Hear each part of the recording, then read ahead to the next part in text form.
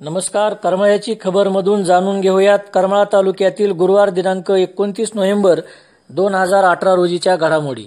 मराठा समाज आरक्षण विधेयक राज्य विधिमंडळात एकमताने मंजूर झाले आहे. राज्यातील विद्यमान 52% आरक्षणास धक्का न लावता या विधेयकानुसार मराठा समाजाला 16% स्वतंत्र आरक्षण लागू झाले आहे. या कायद्यामुळे मराठा समाजाला राज्यातील शैक्षणिक संस्थांमध्ये प्रवेश आणि राज्याच्या नियंत्रणाखालील लोकसेवांमध्ये नियुक्त्या व पदांमध्ये आरक्षण मिळण्याचा मार्ग मोकळा झाला आहे. या पार्श्वभूमीवर येथील भारतीय जनता पार्टीच्या वतीने सुभाष चौकात आनंदोत्सव साजरा करण्यात आला. सोगाव पश्चिम येथे पिसाळलेल्या कुत्र्याने सध्या दहशत निर्माण केली आहे. या कुत्र्याकडून पाळीव जनावरांवर हल्ल्याचे प्रकार घडले असून येथील ग्रामस्थ भयभीत झाले आहेत. या कुत्र्याच्या चाव्यामुळे आतापर्यंत 5 गायींचा मृत्यू झाल्याची धक्कादायक बाबही समोर आली आहे. गावातील रमाकांत सरडे, दत्तात्रेय गोडगे, अंकुश पवार, उद्धव सरडे, मच्छिंद्र सरडे यांच्या गायींना ते कुत्रे चावल्याने त्या गायींचा मृत्यू झालाय. याशिवाय गावातील काही पाळीव कुत्र्यांनाही पिसाळलेले कुत्रे चावले असल्याने धोका वाढला आहे. या कुत्र्याचा बंदोबस्त करण्याची मागणी सोगाव येथील ग्रामस्थांमधून केली जात आहे. शिवसेना वैद्यकीय उपचार मदत कक्षाचे प्रमुख मूळचे करमाळा येथील असणारे मंगेश चिवटे यांची महात्मा फुले जन आरोग्य योजनेअंतर्गत समन्वय अंगीकरण शिस्त पालन समिती व नियामक परिषदेमध्ये अशासकीय सदस्य म्हणून निवड झाली आहे. या निवडीबाबत 27 नोव्हेंबर रोजी शासनाच्या सार्वजनिक आरोग्य विभागामार्फत शासन आदेश काढला आहे. सदर निवडीनंतर मुख्यमंत्री देवेंद्र फडणवीस, सार्वजनिक बांधकाम मंत्री एकनाथ शिंदे, वैद्यकीय शिक्षण मंत्री गिरीश महाजन यांनी चिवटे यांचे विशेष अभिनंदन केले आहे.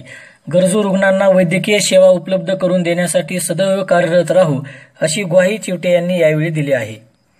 शहरानजीकच्या बायपास रस्त्यातील मौलाली माळ ते राजोग हॉटेल दरम्यानच्या रस्त्यांच्या साईड पट्ट्यांची दुरवस्था झाल्याने तेथील वाहतूक असुरक्षित बनली आहे.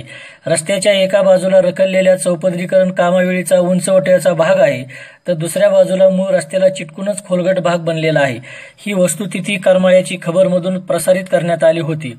या पार्श्वभूमीवर सदर रस्त्यातील उंचवट्याच्या भागाकडील बाजूस साईडपट्टी व्यवस्थित करण्याची कार्यवाही आज सुरू झाल्याचे दिसून आले.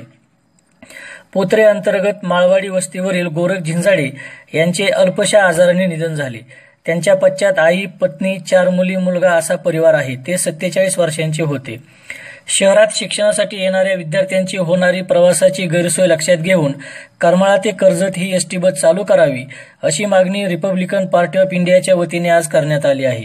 याबाबत रिपाई युवा आघाडीचे यशपाल कांबळे यांनी करमाळा आगाराचे प्रमुख रणे यांना निवेदन दिले आहे. या निवेदन देतेवेळी सतीश भोसले, सचिन कांबळे, प्रसाद भोसले आदी उपस्थित होते. करमाळा कर्जत ही गाडी पुनवर, लोणी, मसदपूर, बजरंगवाडी मार्गे सोडावी असा उल्लेख या निवेदनात करण्यात आला आहे. महिला हिंसा विरोधी पंधरवड्याचे औचित्य साधून तालुक्यातील सालशे येथील अभिनव भारत समाजसेवा मंडळाच्या वतीने महिलांविषयक कायद्यांची जाणीव जागृती कार्यशाळा घेण्यात आली.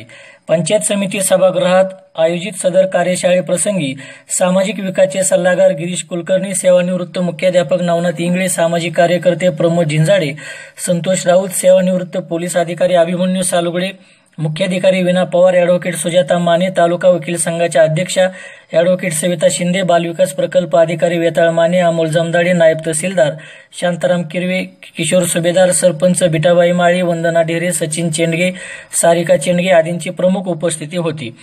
सुरुवातीला अभिनव भारत समाजसेवा मंडळाचे अध्यक्ष संतोष राऊत यांनी या कार्यक्रमाची माहिती दिली.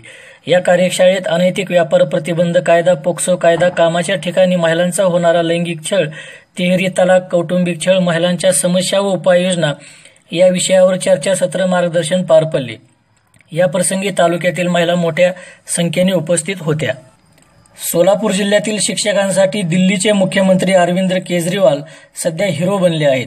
दिल्लीत झालेल्या जुनी पेन्शन मागणीच्या आंदोलनावेळी केजरीवाल यांनी आंदोलकांच्या मागणीला सकारात्मकता दाखवली. तसेच त्यांनी विधानसभेत जुनी पेन्शन विधेयकाला मंजुरी दिली आहे. या विधेयकाला मंजुरी देणारे केजरीवाल हे देशातील पहिले मुख्यमंत्री ठरले आहेत.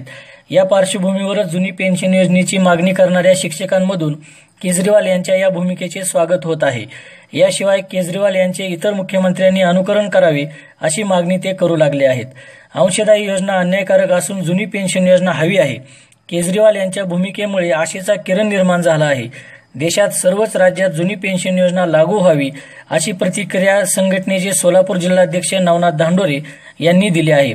यावेळी जुनी पेन्शन योजनेचे अरुण चौगले, साईनाथ देवकर आदींसह पदाधिकारी व कार्यकर्ते मोठ्या संख्येने उपस्थित होते. करमाळा शहर व तालुक्यातील घडामोडी अशाच प्रकारे जाणून घेण्यासाठी लाईक करा, सबस्क्राईब करा. यूट्यूब चॅनल करमाळ्याची खबर.